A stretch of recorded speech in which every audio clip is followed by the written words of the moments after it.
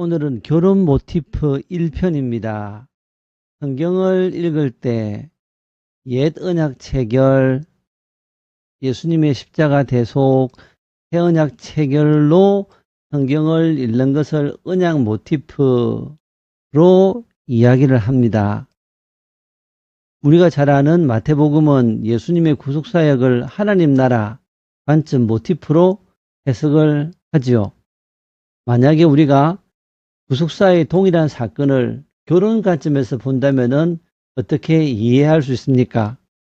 시내산에서 옛 언약 체결을 결혼식으로, 여호와와 이스라엘의 결혼식, 열왕기 이스라엘의 음행으로 인한 심판을 이혼으로, 예수님의 공생애를 신부를 취하는 행위로, 최후의 만찬을 혼인잔치를 미리 맛봄으로, 예수님의 십자가 구속을 음행으로 팔려간 이스라엘 구원을 위해 신부갑을 치르는 행위로, 오순절 성령 강림을 하나됨 결혼 후 함께 살아가는 것으로 해석하는 관점입니다. 신혼집을 마련해서 같이 살아가는 것이죠. 처음 예수님을 믿고 처음으로 읽는 성경이 대체로 요한복음인데, 요한복음은 예수님을 신랑으로 소개합니다. 요한복음 2장 가나의 혼인잔치인데 예수님이 포도주가 떨어진 혼인식에 가셔서 병길에 사용될 물을 포도주로 변화시키는 기적을 베푸셨는데, 요한은 그것을 메시아로서 첫 표적이라고 말합니다. 무엇이든지 처음 것은 어떤 의미가 있죠. 근데 그 표적을 가나의 혼인잔치에서 그 표적을 베푸셨습니다. 두 번째 요한복음 3장인데 세례 요한이 한 말입니다. 신부를 취하는 자는 신랑이나, 예수님이죠, 서서 신랑의 음성을 듣는 친구가 크게 기뻐하나니, 세례 요한이 신랑의 음성을 듣는 친구지요. 기분이 좋답니다. 나는 이러한 기쁨으로 충만하다. 이는 예수님께서 유대 땅에서 침례를 베푸신다는 말을 듣고 세례 요한이 한 말입니다. 유대 땅에서 침례를 베푸시는 것이 신랑이 신부를 취하는 행위다 라고 세례 요한이 해석을 하고 있지요. 이사야, 예레미야, 에스겔, 호세아, 스가랴, 말라기 등 구약 성경의 계시를 보면은 예수님이 이혼당한 아내를 찾으러 온 여호와, 신랑이라고 선언하는 것이 됩니다.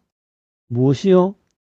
신랑이 신부를 취한다 이 말인데, 이사야, 예레미야, 에스겔, 호세아, 스가랴, 말라기에서 앞으로 여호와가 와서 이혼당한 이스라엘을 방문해서 다시 아내로 삼는다는 구절이 있거든요.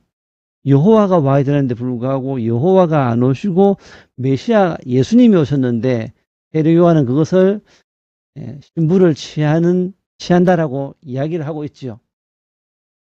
그 말은 무슨 뜻인가요? 예수님이 곧 신부를 찾아온 여호와이다 라는 선언이죠.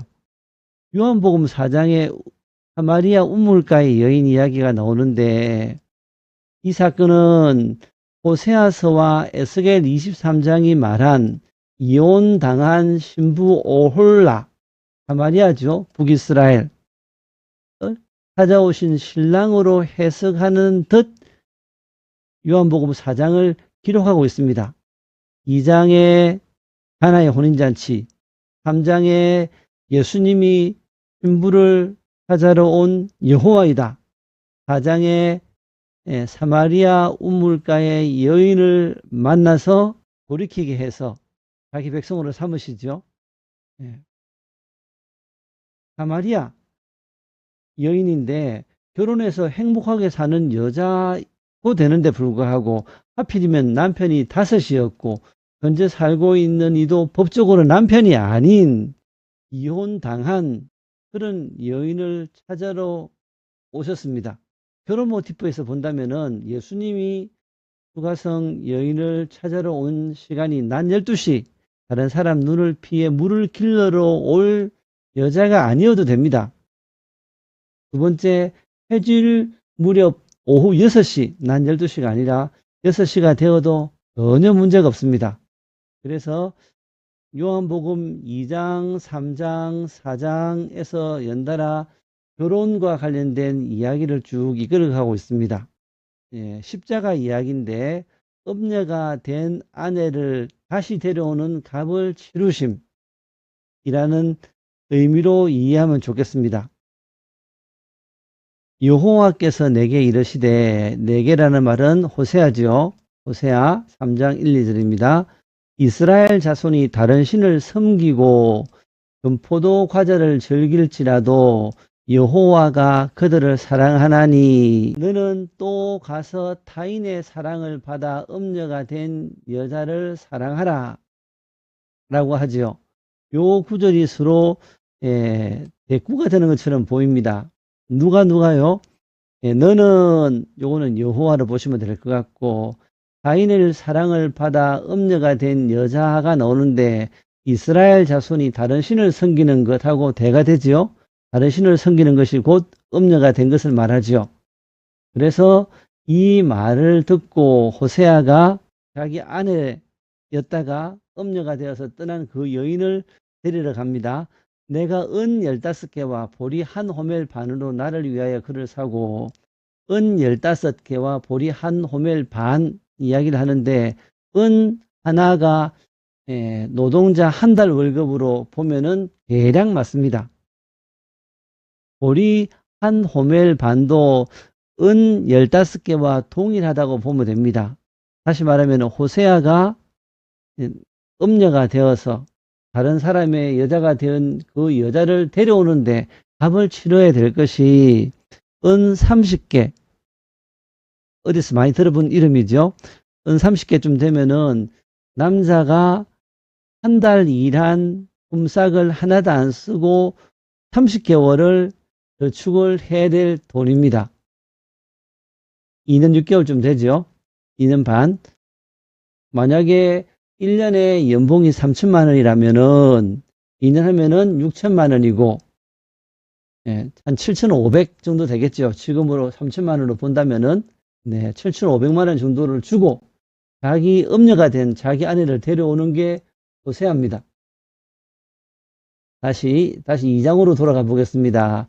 내가 내게 장가 들어 영원히 살되, 이제는 영원히 산다. 내가 다시 결혼하게 되면은 다시는 헤어지지 않는다. 이 말이지요.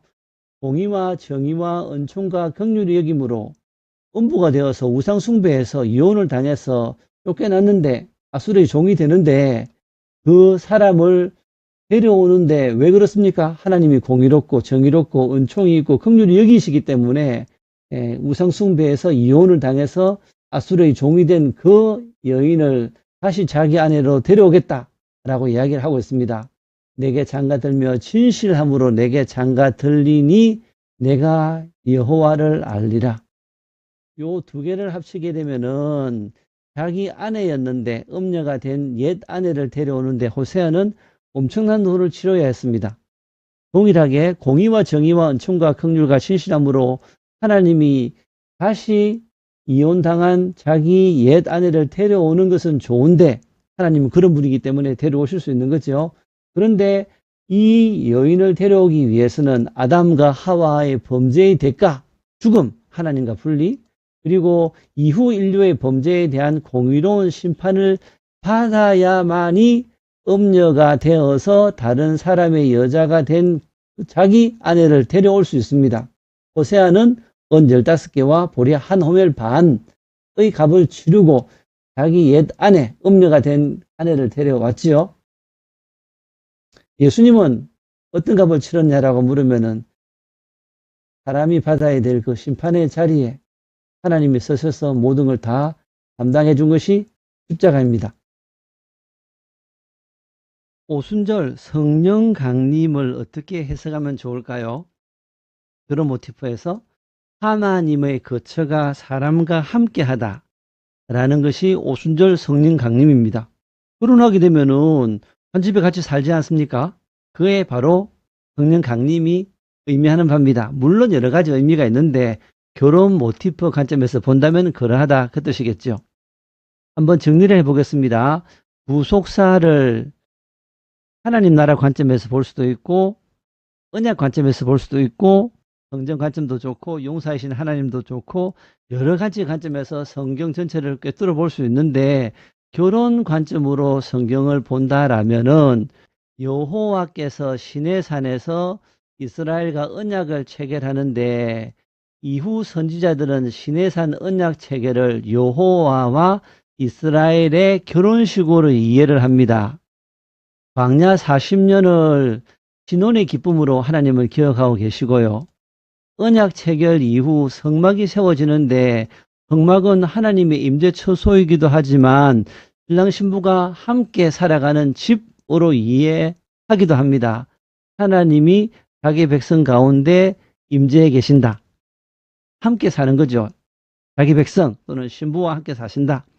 시내산 정상에서 여호와의 영광이 머금을 보면서도 이스라엘은 금송아지를 만들어 자신을 애굽에서 이끌어내신 신이라 선언하고 그 신과 언약 체결식을 진행하고 제사를 드리고 제사 후에 축제를 지냈죠. 금송아지 축제. 결과적으로 여호와와 언약이 깨어졌기 때문에 성막은커녕 언약의 저주로서 핏부림의 실체가 되는 진멸당할 위기가 되었는데 모세가 중보에서 용서를 받고 재결합을 통해서 성막이 세워지는 것이 출애굽기, 레위기 그 이야기들이죠. 열왕의 때에 이스라엘은 아수르 혹은 바벨론과 언약을 체결해서 지켜줄 것을 요청하였고 하나님은 이것을 우상숭배, 언약의 깨어짐, 이혼이라고 선언하셨고 그래서 징계를 통해서 그들의 새로운 남편 아수르 바벨론에게 끌려가서 종노릇하게 하셨습니다. 그리고 공의와 정의와 인애와 긍휼하시고 신실하신 하나님은 다시 회복하겠다. 다시 방문해서 결혼하겠다라고 선지자를 통해서 말씀하셨죠.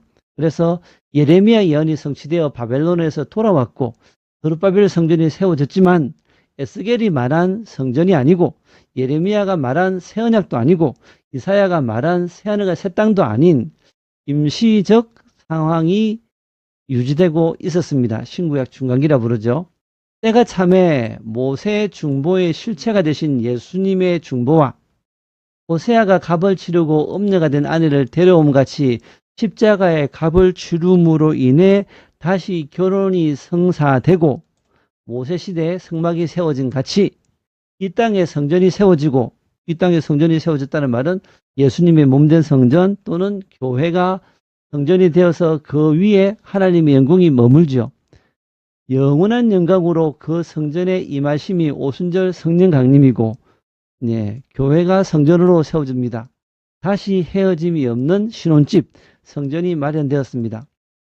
에덴 동산에서 아담과 하와의 결혼이 보여준 것이 예수님과 교회의 결혼이랍니다. 시내산 언약 체결이 예고한 것이 예수님과 교회의 결혼이랍니다. 그것이 이루어졌습니다.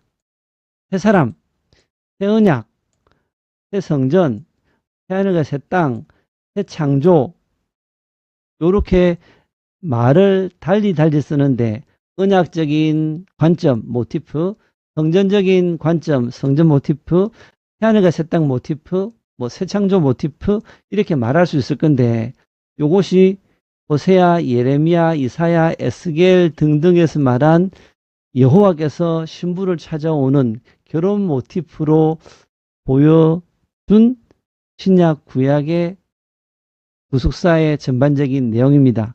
오늘은 여기까지입니다.